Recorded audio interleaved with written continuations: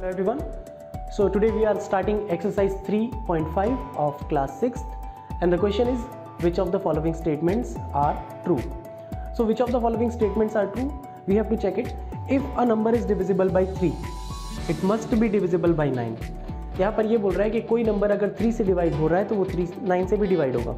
Okay, so we have seen some rules of divisibility before this video.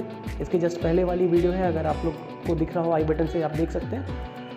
उस video में मैंने बताया था that a number is divisible by the factors of that number. मतलब कि अगर कोई नंबर किसी नंबर से डिवाइड होता है तो जिस नंबर से वो डिवाइड हो रहा है उसके फैक्टर से भी वो डिवाइड हो सकता है. सो 3 9 का फैक्टर है लेकिन 9 3 का फैक्टर नहीं है. दैट मीन्स जो नंबर 3 से डिवाइड हो रहा है वो 9 से भी डिवाइड होगा, ऐसा ज़रूरी नहीं है. It is not compulsory.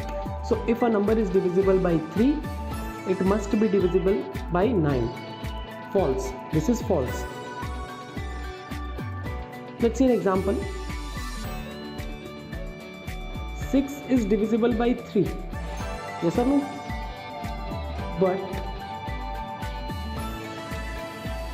6 is not divisible by 9. 9 से divide नहीं हो रहा है. Okay? So from here you can understand. Next one. If a number is divisible by 9, it must be divisible by 3. Yes, यहाँ पर ये स्टेटमेंट ट्रू है. अब ट्रू क्यों है? Why it is true? Because if any number is divisible by another number then that number is also divisible by the factors of that number. इस number के factors से भी डिवाइड होगा. और 3 9 का फैक्टर है कि नहीं? 9 के टेबल में 3 के टेबल में 9 आता है. ओके, 9 को हम 3 से डिवाइड कर सकते हैं. That means 3 is factor of 9. So that number will be divisible by 3 also. Okay, check it. 9 2s are 18. 18 ले लेते हैं. 18 is divisible by 9 and 18 is also divisible by 3.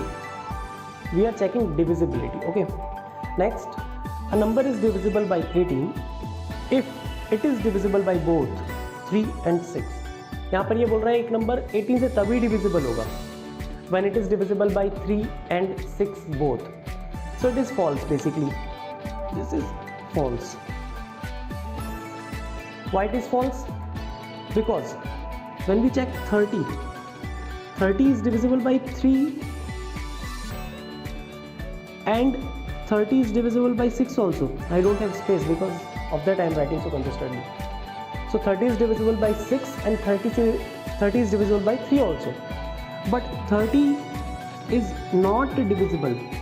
Not for not I am cutting it. Not divisible by 18. 18 से तो divide नहीं होता है. And according to the question 18 से जो नंबर डिवाइड हो रहा है वो 3 and 6 से डिवाइड होता होगा. It is saying like that. No, तो 3 और 6 से डिवाइड होने वाला नंबर 18 से डिवाइड नहीं हो रहा है. So basically it is false. Now moving to the next question. If a number is divisible by 9 and 10 both. Okay, so if a number is divisible by 9 and 10 both, then it must be divisible by 90. ये तभी होता है जब दोनों number को prime हो. 9 and 10, क्या ये को प्राइम है? रिमेंबर, कंसेक्यूटिव नंबर्स हमेशा को प्राइम होते हैं, हमेशा. So consecutive numbers, what are consecutive? जो लगातार एक के बाद एक आते हैं. तो 9 और 10 एक के बाद आते हैं, लगातार आते हैं 9 and then 10. So these are the consecutive numbers. That means yes, 9 and 10 के प्रोडक्ट से भी वो नंबर डिवाइड होगा. So see, if a number is divisible by 9 and 10 both, then it must be divisible by 90. And what is 90? 90 is product of 9 and 10. 9 and 10 का product है 90. Check करते हैं. If I write 180 is divisible by 10 and 180 is also divisible by 9. तो 180 किससे divide हो जाएगा? 180 is also divisible by the product of 9 and 10. 9 and 10.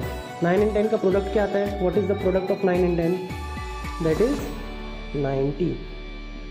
This is the rule I have given you in the previous video. इसके पहले वाले video में ये rule है. So next one, if two numbers are co-prime. अगर कोई दो number coprime है, को-प्राइम मैंने अभी बताया. ओके, को-प्राइम क्या होते हैं?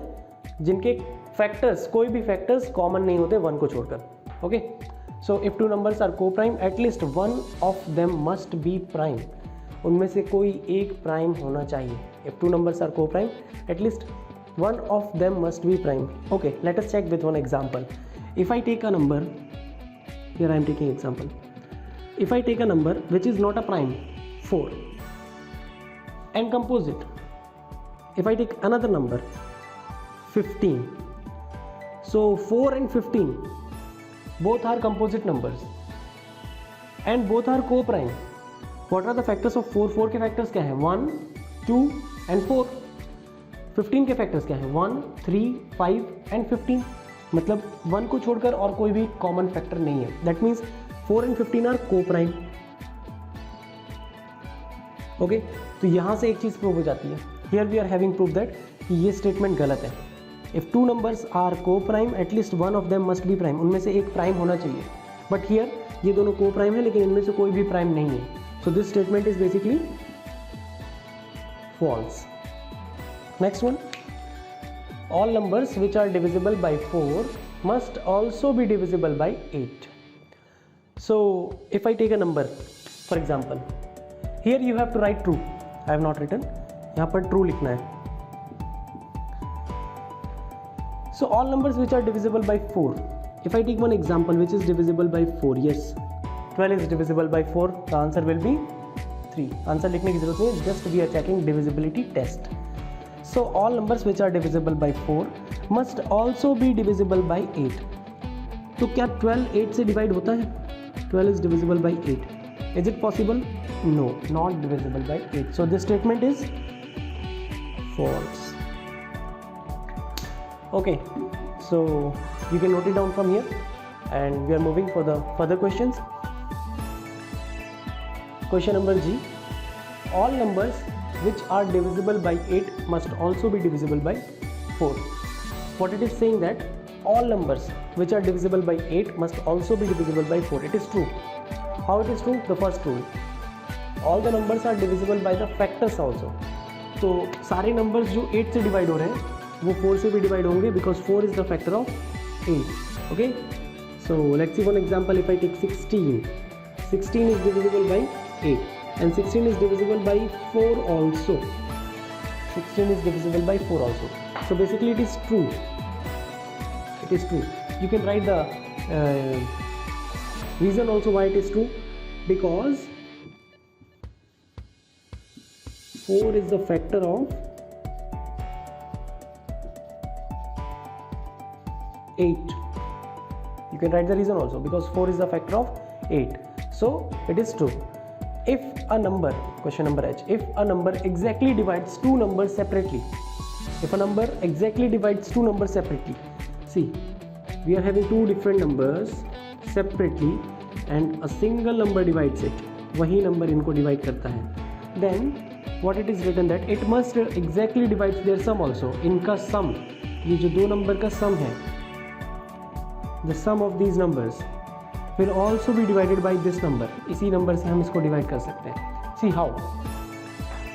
If a number exactly divides two numbers separately, I'll take 8 and I will take